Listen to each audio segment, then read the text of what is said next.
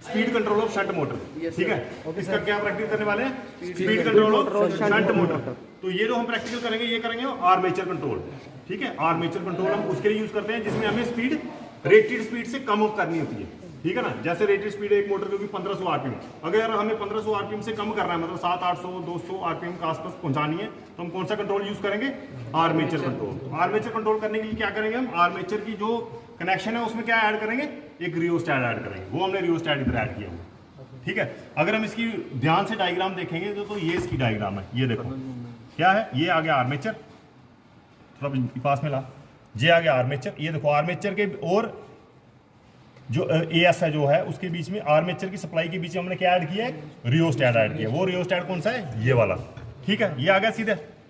फिर है फील्ड, इसके पैरेलल में फील्ड में हमने कुछ नया कोई कनेक्शन ऐड नहीं किया। तो वोल्टेज नापने के लिए क्या किया हमने? आर्मेचर के अक्रॉस एक वोल्ट मीटर लगाया हुआ, ठीक है। तो अब ये देखो ये वाली सप्लाई जो है, एक है पॉजिटिव और नेगेटिव। पॉजिटिव नेगेटिव सप्लाई हमने इधर दी है, इधर देखो, इधर आओ ना, थोड़ी जगह दो यार उसको। यहाँ पे डीसी सप्लाई दी है हमने, पॉजिटिव और नेगेटिव। ये सप्लाई यहाँ कहाँ से आई? ये सप्लाई आई यहाँ से, ठीक है। ये स्टार्टर है, कौन सा स्टार्टर है? डीसी स्टार्टर है, ठीक है। यहाँ से सप्लाई आई, इससे पहले सप्लाई कहाँ थी? यहाँ पे। यहाँ सप्लाई इसको जोड़ेंगे, इसके बाद सप्लाई इधर आएगी, इधर से हम इसको मोटर को धीरे धीरे स्टार्ट करेंगे, ये पूरा आ जाएगा, इधर लॉक हो जाता है ऑटोमेटिकली, ठीक है। उसके बाद सप्लाई कहाँ आई? यहाँ पे सप्लाई आई, पॉजिटिव और नेगेटिव इधर, ठीक है। स्टार्टर के बाद में उसके बाद के कनेक्शन है, ये जो सप्लाई है पॉजिटिव और ये नेगेटिव। उसके बाद में ये क्या है? L A F. एफ की जगह इधर क्या लिखा हुआ है? जेड लिखा हुआ हमने, इसलिए मैंने एफ को इधर जेड एस किया हुआ है। थोड़ा जगह दो यार, नजर आएगा उसको, ठीक है। एल और ए एफ, ठीक है। एल आ गया लाइन, लाइन मतलब ये आ गया पॉजिटिव की जगह हमने कनेक्शन दिया हुआ एल का, ठीक है। तो उसके बाद क्या आ गया आपका? ए के साथ जोड़ा हमने आर्मेचर, ये ना आर्मेचर की तार आ गई हमारी ए के साथ। आर्मेचर के बाद हमने क्या ऐड किया हुआ है? ये रियोस्टैट ऐड किया हुआ है। ये रियोस्टैट ऐड होके कहाँ जुड़ रहा है? आर्मेचर बाइंडिंग के साथ। आर्मेचर बाइंडिंग इधर से आ गया, ये आ गया A1। ये इंटरनली कहाँ कनेक्टेड है? इंटरनली मोटर के साथ कनेक्टेड है, ठीक है। A1 आ गया, रियोस्टैट के बाद A1, ठीक है। ये वाला कनेक्शन आ गया समझ। इसके पैरेलल में हमने लगाया हुआ है वोल्ट मीटर। अब वोल्ट मीटर तार की निकाल दी यार, तार, ये तार लगी हुई है इधर। नहीं मैं कर दिया हुआ पीछे से, ठीक है। एक तार लगाई है हमने A1 पे और A2 पे। ये देखो वोल्ट मीटर की 300 वोल्ट रेंज पे रखा हमने। इसमें 3 रेंज हैं, 30, 75, 150 और 300। तो हमें पता है कि ये डीसी मोटर जो है 220 वोल्ट पे ऑपरेट होती है डीसी पे, तो हमने इसको 300 पे रखा ताकि हमें एक्यूरेट रीडिंग मिले। तो A2 पे हमने जोड़ा इसका 300 का टर्मिनल, ये देखो A2, ठीक है। A2 नाम लिखा हुआ मैंने, A2 आ गया। तो यहाँ तक आ गया तुम्हें कनेक्शन समझ, यहाँ तक। अब देखो फील्ड के कनेक्शन, फील्ड का F1 किसके साथ कनेक्टेड है? जेड के साथ। F1 कहाँ है? ये आ गया आपका, ये आ गया F1, ठीक है। ये देखो F1 किसके साथ कनेक्टेड है? ये FS के साथ, ठीक है। FS मतलब ZS, ZS मैंने इसको नंबरिंग कर रखी है। तो ZS के साथ ये F1 आपका कनेक्टेड है, ठीक है। F1 आ गया। और F2 किसके साथ कनेक्टेड है? A2 के साथ। A2 के साथ। F2 इधर से ये A2 के साथ कनेक्टेड, ठीक है। A2 के साथ कनेक्टेड है और A2 के साथ ही हमने एक वोल्ट मीटर का कनेक्शन दे रखा है, ठीक है। इतने कनेक्शन आ गए समझ तुम्हें? चलो ठीक है। अब क्या करेंगे हम? काम क्या कर रहे हैं हम अभी? हम क्या कर रहे हैं? डीसी शंट मोटर की स्पीड कम कर रहे हैं। तो कम करने के लिए हमें इसको रियोस्टैट लगाया हमने। तो हमें पता कैसे चलेगा? उसको पता करने के लिए हमने दो ऑपरेटर्स यूज करने हैं।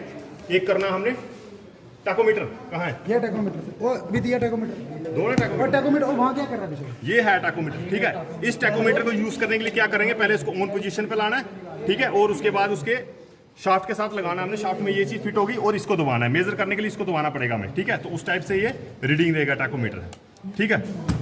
अब दूसरा हमने ऑपरेटर यूज किया है वोल्ट मीटर। तो हमें पता है 220 से 240 वोल्ट पे डीसी ये ऑपरेट करता है। तो हमने 300 रेंज पे वोल्ट मीटर लिया। इसमें प्रॉब्लम क्या है? ये 4 रेंज वोल्ट मीटर है। कितनी रेंज है? 4 रेंज। 4 ये 30, 75, 30 वोल्ट तक रेंज लेनी है तो हमने ये वाला टर्मिनल उठा के यहाँ लगा देना है, ठीक है। 75 तक लेनी है, ये वाला टर्मिनल उठा के हमने यहाँ लगा देना है। 150 लेनी है तो हमने कितने पे करना है इसको? 300 से कम पे करना है। हम 300 पे रखेंगे इसको। लेकिन इधर देखो रीडिंग कैसी है? 30, पहली वाली रीडिंग इन्होंने 30 रखी है, दूसरी वाली किस पे रखी है? 75। तो 150 और 300 वाली नहीं दे रखी है। तो ये हमें अंडरस्टूड करना पड़ेगा। आप देखो इधर 16 के ऊपर क्या है? 40। तो इसको अगर हम एक्यूरेट रीडिंग लेंगे तो मल्टीप्लाई देखेंगे, मल्टीप्लायर। जैसे इसने इधर देखो 12 के बाद इसने 30 रखा हुआ, तो मतलब मल्टीप्लायर इसका 2.2 होगा। क्या होगा? 2.2 मल्टीप्लायर। तो 300 वाली रेंज देखेंगे 2.2 इंटू 4, 2.2 प्लस 2.2 मतलब 4.2 को 4 के साथ मल्टीप्लाई करेंगे, ठीक है। एवरेज हम 4 के साथ मल्टीप्लाई करेंगे जो भी इधर रीडिंग शो करेगा। जैसे अभी इधर पहले रीडिंग शो कर रहा था 18 पे आ रहा, तो अगर 300 की रेंज में देखेंगे 18, तो 18 इंटू 4.2 कर देंगे, ठीक है। 4 ही करेंगे, चलो रैंडमली 4 करेंगे आसानी रीडिंग के लिए, तो हम 4 करेंगे। तो हम 2-4 रीडिंग लेंगे। जैसे अभी हमारे इसने विकी सर ने रीडिंग ली तो कितना आया 72 वोल्ट पे 1122 आरपीएम दे रहा था। कितना दे रहा था? 72 वोल्ट पे 1100 आरपीएम। तो दूसरी रीडिंग ली ये विकी सर ने, तो कितना आया 64 वोल्ट। 64 वोल्ट पे कितनी आ रही थी आरपीएम? 1023। तो 75 से 64 वोल्टेज पे वोल्टेज जैसे कम हुई तो आरपीएम क्या हो गया? आरपीएम भी कम हो गया। आरपीएम का मतलब क्या था? आरपीएम का मतलब रेवोल्यूशन पर मिनट, तो रेवोल्यूशन इसके कम हो गए। तो इससे तुम्हें क्या पता चलता है? Armature voltage is directly armature RPM is directly proportional to armature voltage, ठीक है ना। जितना ज्यादा आर्मेचर वोल्टेज उतना ज्यादा आरपीएम। तो ये था इसमें। तो अभी पॉज कर, आ जाओ उधर, ये जगह छोड़ देना यार। हां चलो कैमरामैन अभी नहीं ऑन करना, कर दिया। सुबह क्या प्रॉब्लम आ रही थी? सुबह ये जो मोटर है हमारी उल्टी घूम रही थी, एसी मोटर हमारी उल्टी घूम रही थी।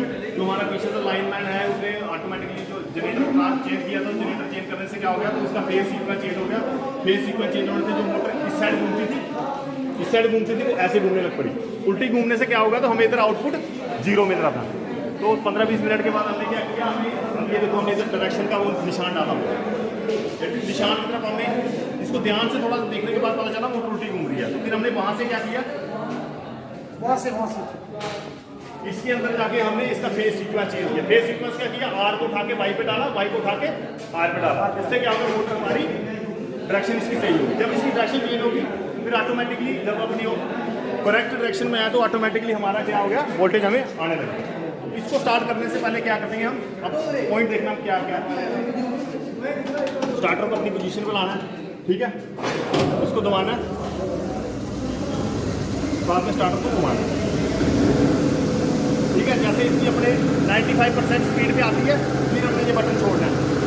उसके बाद इसको करना है, वो देखो मतलब ये वोल्टेज उधर से लेके इधर आ गए, ठीक है। वो जो पैनल का नाम है B1 B5 B4 B5 B6, ठीक है। वो यहाँ से इसको करना है, ठीक है। अब ये सारे पैनलों में डीसी पैनल में वोल्टेज आ गई है।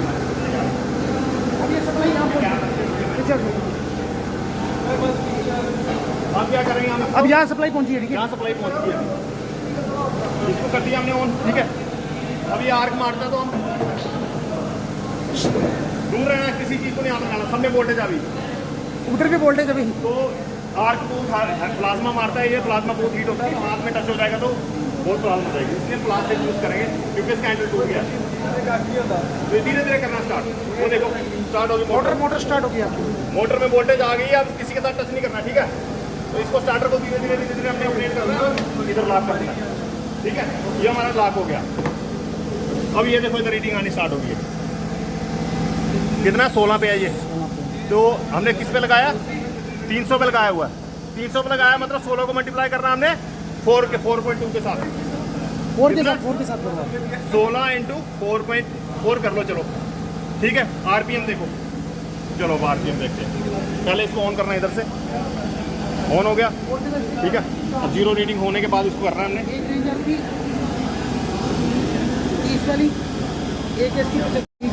आरपीएम लेंगे हम इधर से, ये चल रहा है, ठीक है। इसके अंदर ये डालना है, ठीक है। अब इसको मेजर करने के लिए क्या करना है हमने? ये मीटर दबाना, मीटर, ठीक है। तो रीडिंग आ रही है इसकी, थोड़ी देर हमने रखना ताकि ये सैचुरेट हो जाए। अभी 977 आ रहा है इसका, ठीक है। 977 और 979 के बीच में आ रही है रीडिंग। तो इसको आराम से कोशिश करनी है इसको सीधा रखना ताकि इसमें फॉल्ट नहीं आए। कितनी आई रीडिंग हमारी? 979, ठीक है। 979 क्या है? आरपीएम आया। तो इसको चेंज करने के लिए क्या करेंगे हम? एक और रीडिंग लेंगे, थोड़ा सा आगे करेंगे हम, आराम से। ये एक्सट्रीम है, मतलब हाई रेसिस्टेंस में आ गया। यदि हाई रेसिस्टेंस होगा तो आर्मेचर पे क्या जाएगी? वोल्टेज कम जाएगी, ठीक है। और इसको फुल पे ले आया हमारे इधर। कितना रीडिंग है? ये देखो 12, ठीक है। 12 × 4 कितना होता है? आरपीएम देखना, 48 आरपीएम देखो, आरपीएम 48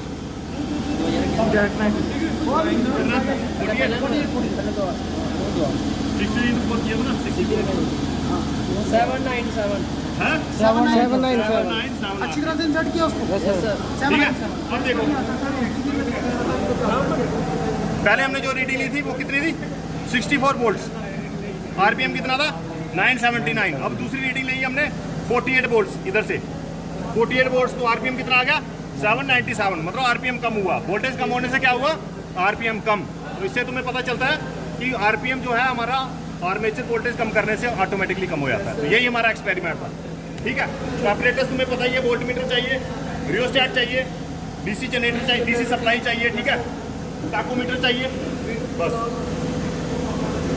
और रीडिंग ले लो, एक रीडिंग ले लो, क्लोज कर दो।